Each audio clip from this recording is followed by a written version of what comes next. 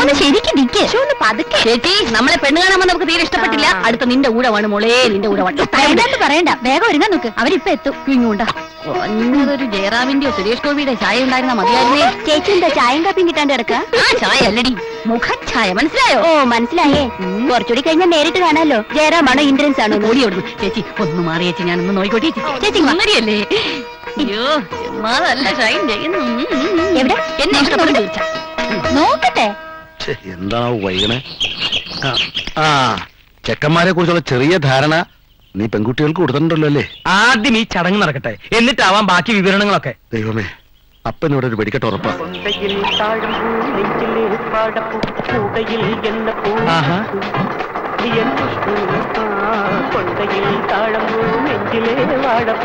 അയ്യേ, ഇതാര് കുട്ടിച്ചാത്തനോ? കുട്ടിച്ചാത്തനല്ല, തങ്കക്കുട്ടൻ. ബാലൻസ് വേണ്ടായിരുന്നു.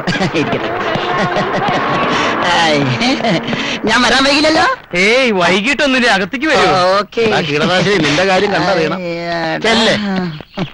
നമ്മുടെ പാചകത്തിനെ കണ്ടില്ലല്ലോ. നീ കല്യാണ സ്ഥലത്തേക്ക് വിട്ടോ, ഞാൻ പുറകെ വന്നാക്കാം. ശരി. പോട്ടെ. രാവിലെ എന്തൊരു ചൊറിച്ചില്ല. കാണാണ്ടായപ്പോ കരുതി ഇന്നലത്തെ കല്യാണക്കാരൻ നിന്നെ കൈവച്ച് കാണുമെന്ന്. ഒരു ശുഭകാര്യത്തിന് വരുമ്പം വേണ്ടാത്ത വർത്തമാനം പറയല്ലേ എന്റെ പരമാവധി. വിട്, കണ്ണാടി എടുക്കും. ഇതെന്തിനാ ഈ ഭൂതക്കണ്ണാടി? അല്ല, പെണ്ണ് അകലെ നിൽക്കുകയാണെങ്കിൽ കാണാൻ വിഷമം ഉണ്ടായിരുന്നല്ലോ. അപ്പൊ മൊത്തത്തിൽ പിക്കപ്പ് കുറഞ്ഞു തുടങ്ങിയല്ലേ? പിക്കപ്പിന്റെ കാര്യത്തിൽ ചേട്ടൻ പേടിക്കണ്ട, പിക്കപ്പ് ഞാൻ ഉറപ്പ് തരാം. ഇതെന്തിനാ ഈ സഞ്ജി? ഇത് സഞ്ജി. നീ ആര്? സഞ്ജീവ് കുമാറാ? അല്ല, കേട്ടവൻ. തവി എടുക്കട്ടെ. എന്തിനാ കഞ്ഞി കുടിക്കാനാ? നീ ഒന്നേ.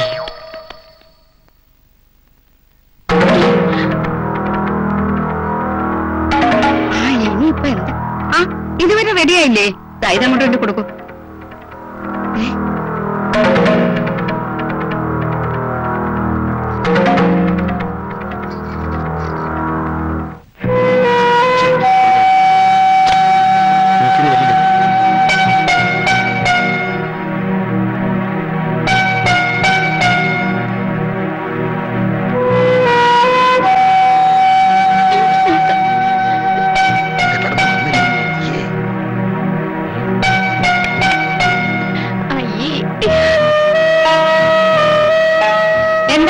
എന്താ അവിടെ?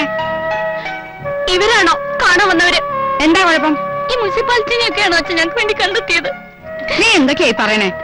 അമ്മ അവിടെ ഇരിക്കുന്ന കറുത്ത കാട്ടുമാക്കാൻ ഓടയിൽ കൊതുകിന് മരുന്നടിക്കുന്നവനാ. മറ്റേ ആൾക്ക് അച്ഛന്റെ പ്രായമുണ്ടല്ലോ. ഞാനൊന്ന് നോക്കട്ടെ. എന്നാലും അമ്മ അറിഞ്ഞോണ്ട് ഞങ്ങളോട് ഇത് ചെയ്യണായിരുന്നോ? വിവരങ്ങൾ ചോദിച്ചപ്പോ അച്ഛൻ ഉരുണ്ട് കളിച്ചതിന്റെ കാര്യം ഇപ്പോഴും അമ്മയ്ക്ക് മനസ്സിലാവണത് മക്കളെ. എന്താ എന്താ ഇവിടെ ചർച്ച? അവര് വന്നിരിക്കാൻ തുടങ്ങിയിട്ട് നേരത്തെ കഷ്ടമുണ്ട് കേട്ടോ. പെമ്മക്കൊക്കെ വേണ്ടി ഇത്രയും മിടുക്കന്മാരെ നിങ്ങൾ കണ്ടെത്തുമെന്ന് ഞാൻ വിചാരിച്ചില്ല.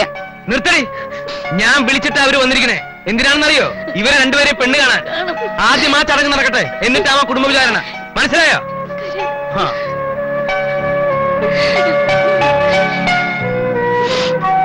ചെല്ലു മക്കളെ, വന്നവരാരായാലും ആക്ഷേപിച്ചു വിടണ്ട. ചെല്ലു, കണ്ണു തുറക്കോ. ചായ.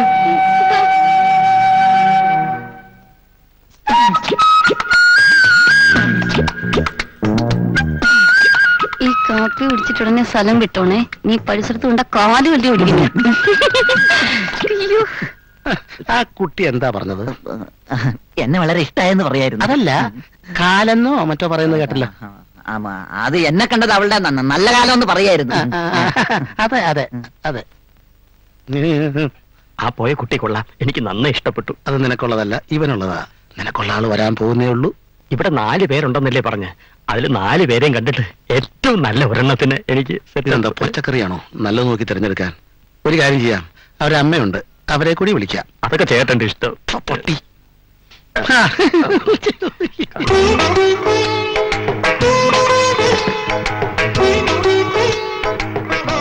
ഇതാണോ എന്റെ ആള്? ഇഷ്ടായോ? ഇഷ്ടായി. ഒരു കുറ്റവും പറയാനില്ല. എന്താ പറഞ്ഞത്? വളരെ ഇഷ്ടായി. ഇന്ന് ലഡുവിന്റെ കാര്യമാണോ പറഞ്ഞത്? അല്ല, കുട്ടിയുടെ കാര്യാ. തനിക്കോ? ഞാൻ ഈ ഗേറ്റ് കടന്ന് വന്നപ്പോഴേ ഓക്കെ. എന്നാൽ ഇനി കാര്യങ്ങൾ താമസിപ്പിക്കണ്ട, ഉറപ്പിക്കുക.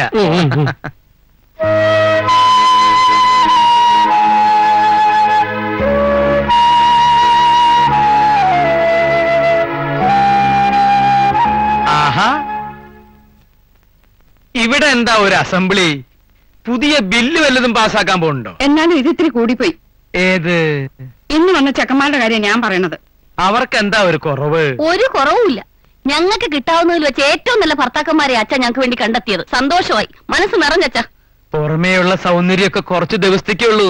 അത് അനുഭവം നിങ്ങളെ പഠിപ്പിക്കും. ആ അതെ, ഞങ്ങൾ അനുഭവിക്കാൻ പോണേയുള്ളൂന്ന് ഞങ്ങൾക്കിപ്പോ മനസ്സിലായി. മക്കളെ, നമുക്ക് മേലെയുള്ള ബന്ധത്തെക്കാൾ എപ്പോഴും ഇതാ നല്ലത്. ഇവർക്ക് എന്നും നിങ്ങളോട് ബഹുമാനം ഉണ്ടാവും. നിങ്ങളുടെ അച്ഛൻ ജീവിതം തുടങ്ങിയതും വളരെ താഴേന്നാ. നിങ്ങളുടെ അമ്മയെ ഞാൻ വിവാഹം കഴിക്കുമ്പോ ഞാൻ ഒന്നുമല്ലായിരുന്നു. അത് അന്നത്തെ കാലം. അതുപോലെയാണോ ഇപ്പൊ? ഒന്നുമില്ലെങ്കിലും നമ്മൾ നമ്മുടെ പിള്ളേരെ പഠിപ്പിച്ചില്ലേ? പഠിപ്പിച്ചു, ഇത്തിരി കൂടുതലും പഠിപ്പിച്ചു. അതാണ് ഞാൻ ചെയ്ത തെറ്റ്. ഇല്ലെങ്കിൽ ഇവരാരും എന്റെ മുഖത്ത് നോക്കി സംസാരിക്കില്ലായിരുന്നു. ഞങ്ങൾ എന്ത് സംസാരിച്ചെന്ന് അച്ഛൻ പറയണേ? അല്പം വിദ്യാഭ്യാസവും നല്ലൊരു ജോലിയുള്ള ഒരാള് വേണമെന്നല്ലേ ഞങ്ങൾ പറഞ്ഞുള്ളൂ. അത് അത്രയ്ക്ക് വലിയ തെറ്റാണോ? എന്നും അച്ഛനെ അനുസരിക്കണമെന്ന് ആഗ്രഹം ഉള്ളത് കൊണ്ടാ അവര് കരഞ്ഞു പറയണേ. അല്ലായിരുന്നെങ്കിൽ ഞാനാണോ അധികാരം പറഞ്ഞ? അച്ഛനാണോ? അടിച്ച കരണം പൊട്ടിക്ക് ഞാൻ കയറിപ്പോടത്. ചേച്ചിമാരുടെ കാര്യത്തിൽ അവർക്കില്ലാതല്ലോ ഇവക്ക്. ആ അതെ, ഞങ്ങൾക്ക് വേണ്ടി അവള് സംസാരിക്കണേ. ഓ, അപ്പൊ ഇതൊരു കൂട്ടുമുന്നണിയാണല്ലേ? എന്നൊരു കാര്യം ചെയ്യാം, ഉള്ളത് മുഴുവൻ കൂടെ ചേച്ചി അങ്ങ് പറഞ്ഞുവിടാം. ബാക്കി എല്ലാവരും ഇവിടെ നിൽക്കട്ടെ. അയ്യാ, ഞങ്ങൾ എങ്ങനെയെങ്കിലും നടകളിട്ട് ബാക്കിയൊക്കെ എനിക്ക് അടിച്ചു മാറ്റാം. അല്ലടാ, നീ ഒരുമാതിരി ചൊറയില്ല വർത്തമാനം പറഞ്ഞോണ്ട്. പ്രവേശ് പറഞ്ഞ ശരിയല്ലേ? അച്ഛൻ എന്നും ആ തരംതിരിവ് കാണിച്ചിട്ടില്ലേ ഉള്ളൂ. ഇടി നിന്നെ ഞാൻ മോനെ അജയ, വേണ്ട, ഇത് അച്ഛൻ തീർത്തോളാം. നീ അകത്തേക്കല്ലേ.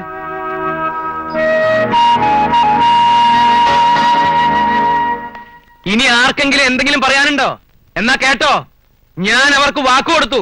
ഈ കല്യാണം നടക്കും, ഞാൻ നടത്തും.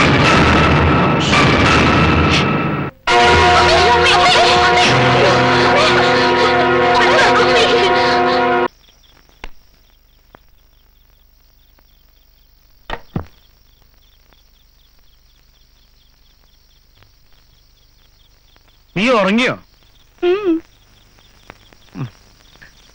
നീ ഇങ്ങനെ തുടങ്ങിയ വലിയ കഷ്ടാണ്. ഈ കണ്ട കാലം ഞാൻ അധ്വാനിച്ചുണ്ടാക്കിയ കാശ് മുഴുവൻ ഇവരുടെ കല്യാണത്തിന് വേണ്ടി മുടക്കിയാ പിന്നെ നമ്മുടെ മോന്റെ ഗതി എന്താവും? വയസ്സുകാലത്ത് നമ്മുടെ കാര്യം എന്താവും? കല്യാണത്തോടു കൂടി ചെലവൊക്കെ തീർന്നാണോ നീ വിചാരിക്കണേ? അല്ല, അവരുടെ വയറ് കാണല്, അടുക്കള കാണല്, പ്രസവം, പിന്നെ കുട്ടികൾക്കുള്ള സ്വർണം, പിന്നെ കെടുക്കല്ലേ വിശേഷങ്ങള്. ഓണം, വിഷു, തിരുവാതിര, കുംഭം, മീനം. ശാരദേ, കയ്യിലുള്ളത് മുഴുവൻ കൊടുത്താൽ നമ്മുടെ മക്കൾക്കും വല്ല ഡോക്ടറെയോ എഞ്ചിനീയറെയോ ഒക്കെ കിട്ടും. പിന്നെ നമ്മുടെ മകൻ, നമ്മൾ രണ്ടുപേര്, നമുക്കും ജീവിക്കണ്ടേ? നീ നോക്കിക്കോ, നമ്മുടെ മോനെ കൊണ്ട് വലിയ വീട്ടിൽ നിന്ന് പെണ്ണ് കെട്ടിക്കണം. അങ്ങനെ നമ്മൾ സുഖമായിട്ട് ജീവിക്കുന്നതിൽ നിനക്കെന്തെങ്കിലും വിരോധമുണ്ടോ?